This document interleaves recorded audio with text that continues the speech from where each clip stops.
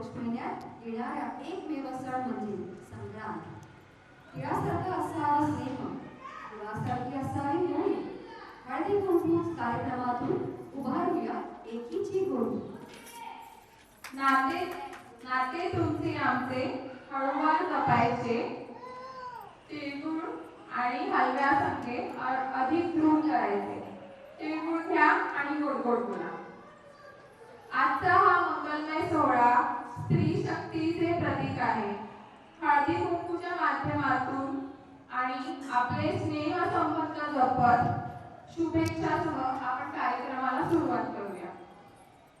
आपल्या कार्यक्रमात उत्साह वाढवण्यासाठी येत आहे आपलीच अपूर्व.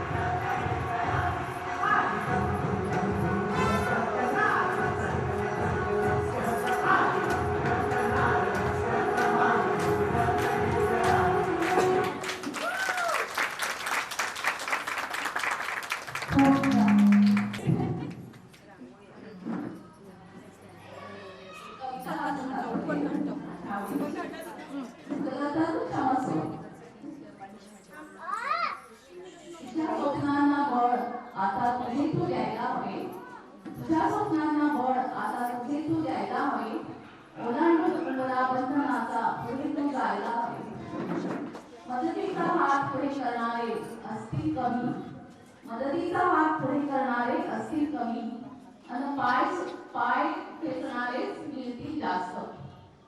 त्यांचे मनसुबे तू खेचून काढायला हवे. साथीने अथवा एकटीने पुढे तू जायला हवे. सरस्वतीच्या सोबतीने महाकालीचे रूपही तू घ्यायला हवे. आणि तुला अडवणाऱ्या वृत्तीला तूच छाटायला हवे. तुझ्या पावित्र्याचं प्रमाणपत्र मागणाऱ्या रामाला आजची सीता होऊन तू जा विचारायला हवा. आणि पवित्र बंधनात अडकल्यावर मात्र राधाकृष्णासारखे वागायला हवे. जपून परंपरा तोडून जुनाट बंधने फुलाबरोबर कळीलाही तुला जपायला हवे. झाशीची राणी म्हणून जगताना शिवबाही तू घडवायला हवे. आणि जगताना आजच्या सप्तबुद्धीच्या दिशेने तू एक पाऊल टाकायला हवे. थँक्यू.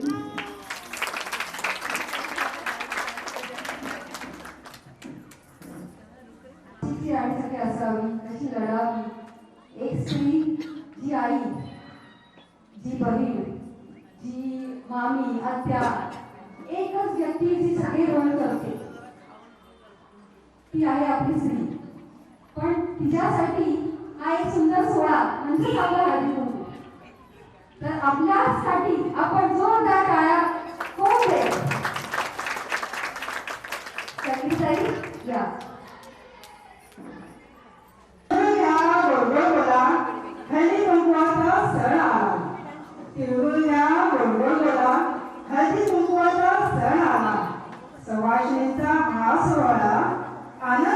साजरा करूया. सवाष्णीचा हा सोहळा आनंदाने साजरा करूया. नटून थटून आल्या एक मिनिट हा. नटून थटून आल्या सख्या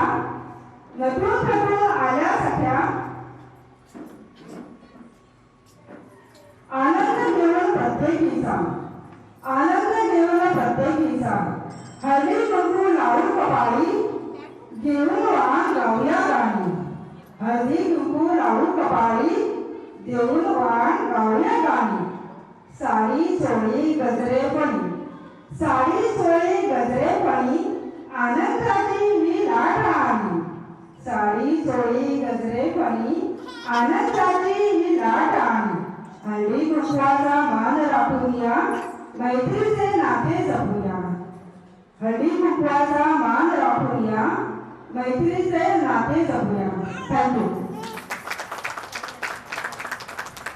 वैष्णवी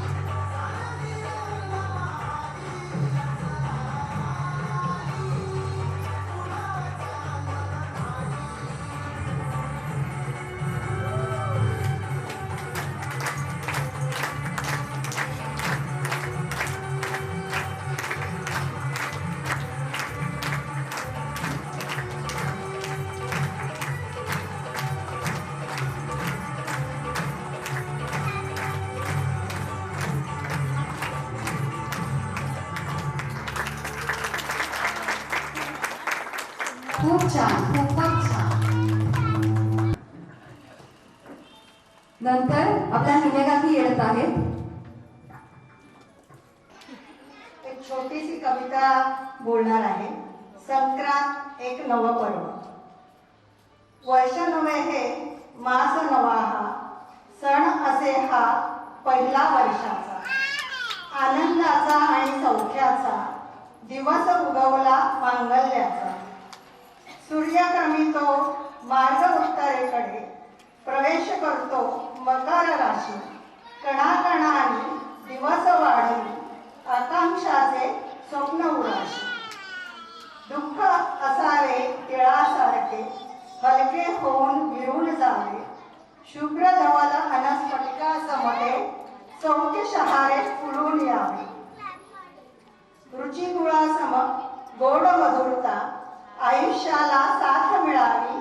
नवीन नाती नवीन बंध गोड संगती नवीन जुळावी. सुख दुःखांना घेत कवटाळून नात्यांना त्या घट्ट विणावी. एक रूप होविनी जीवनी तिळगुळासम समरसून जावे. घेऊन सवे साऱ्यांना आनंदाचे हे क्षण वेचावे.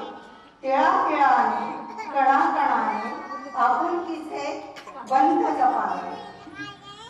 अमंगलाला अशुभाला अन असिलेला चला पाठवूया देशांतरा.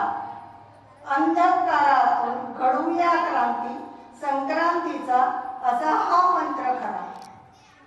उजळून यावे विश्वचराचर मांगल्याचा दीप जसा.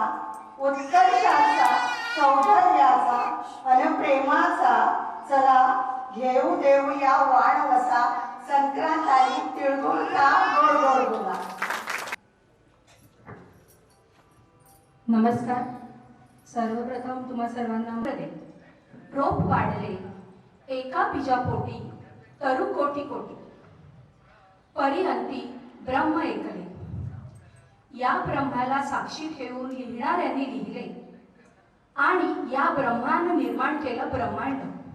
ही चराचर सृष्टी फुलापासून ते फुलपाखरापर्यंत, थेंबापासून ते सागरापर्यंत सारा निसर्ग पिसारा पसारा इवल्याशा डोळ्यात भरून घ्यायला मी उत्सुक अतुर अधीर.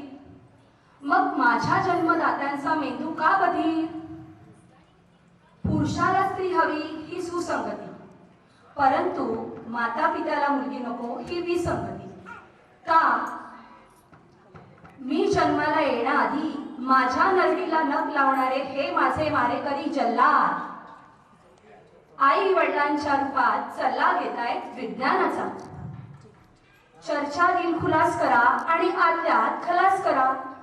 तर हा आहे स्त्री बीजांकुराचा कलंक. कारण ह्यांना नको आहे कन्या, तर ह्यांना हवे आहे पुत्र. अंगा खांद्यावर खेळणारे, मायेच्या शय्येवर लोळणारे. नोकरी मिळाली की बापाला टाटा आणि छोकरी मिळाली की आईला बाय. हाय रे हाय. मुलगी नको म्हणून स्त्री भ्रूण हत्येचा पाप कशासाठी, तर विज्ञान निष्ठेच्या पुण्याईसाठी. अहो काय घडेल उद्या. पृथ्वी समतोल ढळेल, साऱ्या मानवजातीला कळेल. समस्त पुरुष करतील सप्तपदी आणि घरी येईल 5 पांडवात 1 द्रौपदी. 5 पांडवात 1च द्रौपदी. धन्यवाद.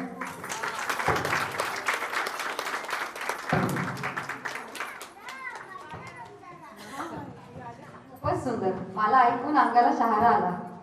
तुम्हाला याला असेल ना.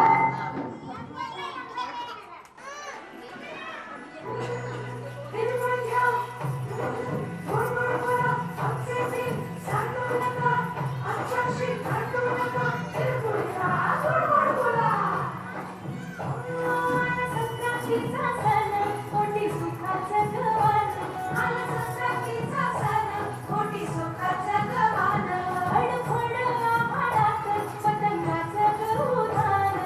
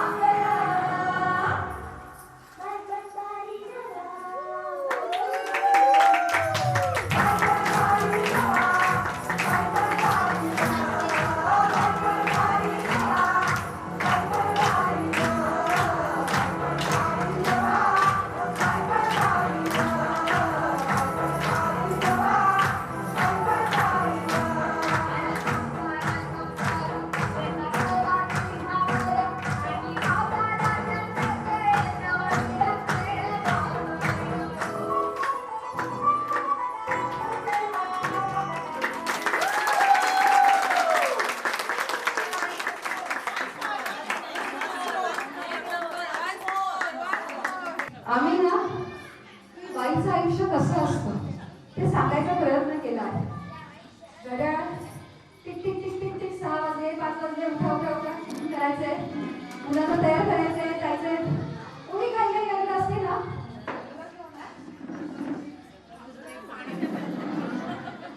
झाडू मारायचंय, घोडा आवरायचंय, काय काय करायचंय. आपण ना त्या कामामध्ये एवढे गुंततो ना की आपल्याला आपलं आयुष्य कधी कधी गमावतो आपण. पण आताच्या बायका थोड्या मॉडर्न तर आपण खूप मजाही करतोय. पण खरं आयुष्य काय आहे, स्त्री किती मेहनत करते, किती काय, ते एका छोट्याशा गाण्यामधून आम्ही प्रस्तुत करायचा प्रयत्न केलाय. तर मला असं वाटतंय तुम्हाला खरंच आवडला असावं. नंतर आपली स्मिता एक गाणं गीत गाणार आहे, कविता आहे, काहीतरी कसं आहे. स्त्री एक अद्भुत शक्ती, संसाराची जननी तू, तुला कोण भिडणार, लेकराची माय तू, तुला कोण लढणार, पतीची सावली तू, तुला कोण अडवणार, बापाची वाकील तू, तुझ्या समोर सारं जग चुकणार, त्या माऊलीची लेक तू, तुझ्याशी कोण जिंकणार. एकाच जन्मात अनेक रूप तुझे, अभिमान तू, स्वाभिमान तू, धन्य तू, सर्व गुण संपन्न तू, सर्व गुण संपन्न तू, सर्व गुण संपन्न तू. साडीचं महत्व सांगते थोडक्यात. एका स्त्रीच्या आयुष्यामध्ये साडीचं खूप महत्व असतं. ती फक्त साडी नसते, तो साडीचा पदर फक्त पदर नसतो, तर ती ममतेची ओढ असते आणि संस्कारांची जोड असते. आजच्या काळामध्ये फोटो व्हिडिओसाठी मुली साडी घालतात, पण ती त्यांची आवड असते. ती फक्त साडी नसते, माहेरहून आणलेली किंवा स्वतःच्या पैशाने घेतलेली किंवा एका पतीने आपल्या बायकोला दिलेली एक गोड आठवण असते. नऊवारी असो किंवा ती सहावारी, शेवटी ती आपली संस्कृती आहे. एक साडी म्हणजे एका बाईचं बायपण असतं. थँक्यू.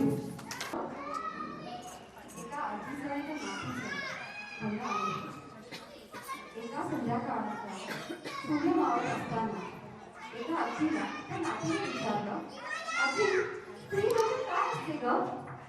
तर आजी झटकन म्हणाली, स्त्री म्हणजे मनुष्यच असतं, पण स्त्रीला ही तिच्या आयुष्याचं स्त्री ही तिच्या आयुष्यातच असते. स्त्री तुडवली तर नागिन असते, निजवली तर वाघीण असते, कडाळली तर वीज असते, कान्हा बाळाची नीज असते, आणि बरं का कोणी तिच्याच पोटात भविष्याचे बीज असते. ती म्हणजे स्त्री.